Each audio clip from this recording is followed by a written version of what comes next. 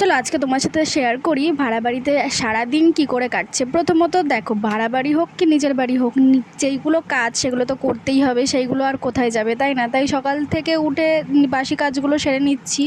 আর তার সাথে যে দেখলে নিচে এরকম তিরপল পাতা, বস্তা পাতা, তার কারণ এই ঘরটাতে যেটাতে আমরা আছি সেটাতে মেঝে ঠিকঠাক নেই, পুরো বালি বালি ওঠে, যার জন্য এই ব্যবস্থা। না হলে আমরা একদমই পা রাখতে পারবো না। তারপরে চা করে নিলাম, নিয়ে এদিকে ভাত চাপিয়ে দিয়েছি। আর এদিকে ওর বাবা মাছ এনেছিল, তবে কী কী মাছ এনেছে সেটাই আমি তোমাদেরকে ঢেলে ঢেলে দেখাচ্ছিলাম। একটাতে আছে রুই মাছ আর একটাতে আছে চিংড়ি মাছ। তো আমার ধোয়া বাছা সব কমপ্লিট, রান্নাবান্নাও করে নিয়েছি। আর এই যে পাশের ঘরে থাকে ইনিও একটা মহা দুষ্টু। আর এই যে ঈশিতার খাওয়া দাওয়া হয়ে গেছে, দুপুরবেলা এখন ঘুম পেয়ে গেছে, ওর জন্য ওকে ঘুম পাড়ালাম, দিয়ে খেতে বসলাম।